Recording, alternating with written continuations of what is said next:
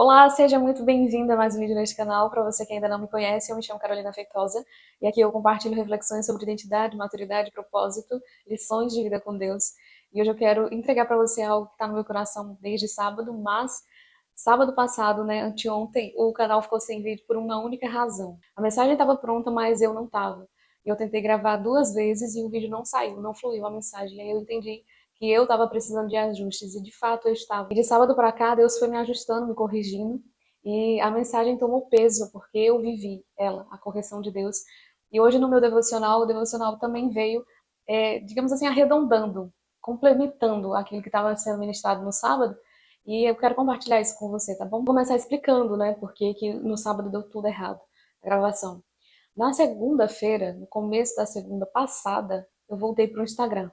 Eu tinha a direção de Deus sobre o lançamento do livro. Se você está por fora, acho que nos três últimos vídeos eu falei sobre isso. Deus havia me pedido para sair do Instagram, para escrever um livro, para ser um processo. E aí eu tinha a direção de Deus para voltar e fazer o lançamento. Está acontecendo tudo isso. E a data para voltar era na segunda, e eu voltei. Eu estava tão empolgada com a volta, que eu confesso que eu fiquei tão focada nessa volta de postar as coisas, de estar lá presente no Instagram, que eu acabei negligenciando um pouco a minha vida devocional. Eu estava lendo e orando, mas eu não estava inteira como precisava. Então deu uma caída assim na qualidade do meu devocional, da minha vida devocional. E aí quando chegou o sábado, dia de gravação, eu não tinha o que postar, porque eu não tinha passado muito tempo com o Senhor, o tempo necessário para ouvir, para discernir, para ser ministrada, e eu senti que eu não tinha o que falar. E aí eu comecei a entrar numa crise interna de, meu Deus, eu vou falar o que se eu não tenho o que falar? Eu realmente negligenciei, eu não passei tempo com o Senhor, eu não tenho, digamos assim, o conteúdo, a revelação, algo para postar. E aí Deus foi ministrando ao meu coração um monte de coisa, me mostrando para que serviu o meu erro, para alinhar a minha rota em relação a estar no Instagram. E ele usou alguns textos bíblicos para me confrontar de sábado para cá e me corrigir. E eu entendi hoje no devocional da manhã para que serviu esse tempo. Então não foi de todo ruim, foi um erro sim, mas serviu para reajustar o meu coração e me colocar no prumo certo. E aqui já começa toda a coisa do que eu quero falar, porque vida com Deus, maturidade espiritual, não é sobre nunca errar. É sobre você ter a disposição do coração de perceber o erro e se ajustar o mais rápido possível e corrigir o mais rápido possível. Então, maturidade tem a ver com a sensibilidade que você vai adquirindo para corrigir mais rápido aquele erro. E a maturidade, na verdade, ela é formada através de erros, senão os nossos, a observação dos erros dos outros. Então, sempre tem erro na equação. Isso não nos isenta da responsabilidade de corrigir o erro. E isso ensina muito pra gente sobre como deve ser a nossa postura pós-erro. Porque o erro, ele vai estar sempre presente na nossa vida, querendo ou não. A gente erra até quando está tentando acertar. A gente erra até quando não quer errar. Então, o erro não é uma questão de si, ou um talvez na nossa vida. É uma questão de quando. Quando que vai acontecer, a gente não sabe. Nem a forma que isso vai acontecer. Mas é uma certeza que a gente vai errar muito ao longo da vida. E a maturidade vai sendo construída na correção desses erros. E aprender a lidar com isso, com os erros, é o que importa, porque o que você faz depois do erro é que é determinante na sua vida. Você pode errar, você vai errar, mas o que você faz a partir disso é o que importa. E é o que vai gerar ou não a maturidade em você. Tem uma frase que eu não sei quem é o autor dela, mas que fala que a gente pode cair, só não pode amar o chão. Então, maturidade tem muito a ver com essa coisa de cair, se levantar, corrigir o erro e seguir em frente. E foi isso que eu procurei fazer, porque senão a gente entra justamente naquilo que o diabo gosta, naquilo que ele precisa, na verdade, para nos aprisionar, que é a culpa, a vergonha, o medo, tudo isso ele vai usando para afastar a gente de Deus e para a gente ser aprisionado, paralisado.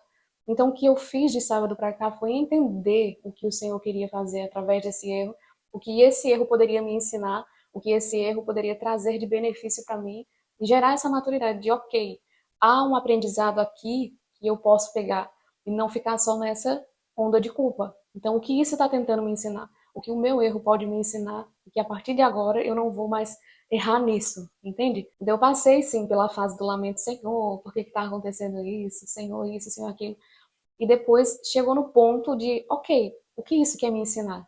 E esse é o ponto mais importante. E hoje pela manhã o devocional veio justamente trazendo esse ponto de, olha, há uma lição para ser aprendida através desse erro. Aprenda o mais rápido possível e siga em frente. O texto que eu quero usar para essa reflexão é Josué capítulo 7, mas o desenrolar da história começa no capítulo 6. Então o contexto é que Josué tinha acabado de vencer Jericó, de conquistar Jericó. A queda das muralhas tinha acabado de acontecer.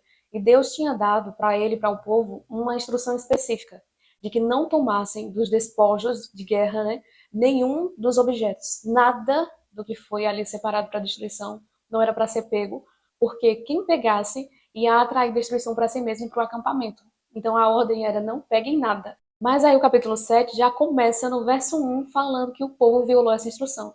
Uma família específica, um homem específico violou essa regra, pegou dos despojos, e aí eles estavam seguindo para conquistar a cidade de Ai. E aí Josué envia alguns espias para espionar a terra antes de entrar na batalha de verdade, mas esse povo foi morto pelo exército de Ai.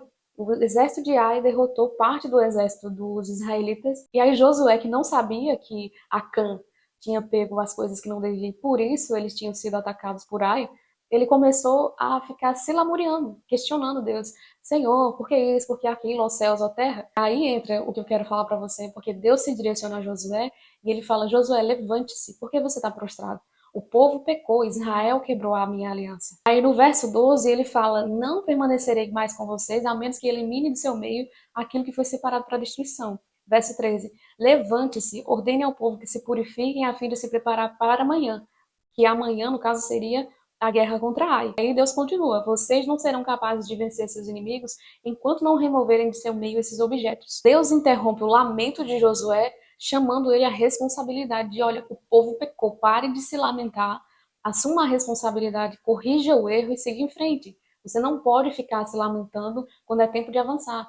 Há uma terra para ser conquistada. Se você quer que eu continue com você, liderando, abençoando e fazendo você ter vitórias, assuma a responsabilidade de corrigir isso aqui e eliminar do meio de vocês aquilo que eu falei que não era nem para ser pego. E aí a coisa ficou séria, porque Deus estava dizendo nas entrelinhas: sem tempo para lamento, irmão. Não é tempo de lamentar, não é tempo de ficar prostrado, é tempo de avançar. Eu te chamei para liderar, assuma a responsabilidade pelo erro que você não cometeu, mas o povo cometeu, e você é o líder. Assuma a postura de líder, assuma a responsabilidade.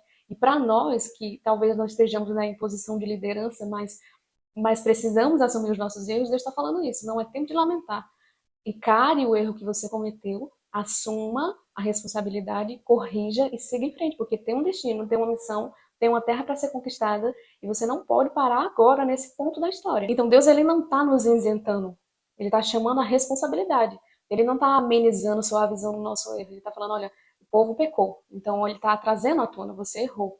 Assuma o seu erro, enxergue ele, mas corrija, não perca tempo se lamentando. Eu quero uma postura de você de maturidade, de enxergar o seu erro, corrigir o seu erro e seguir em frente. E isso é muito forte porque muitas vezes a gente erra, e erra feio até, né? Às vezes não é só uma questão de negligenciar uma vida devocional. Tem erros que são pesados, mas a gente entra no modo culpa, no modo condenação, e é tudo que o diabo precisa para nos paralisar. E isso faz a gente perder muito tempo na vida, muito tempo, especialmente em relação às promessas de Deus na nossa vida.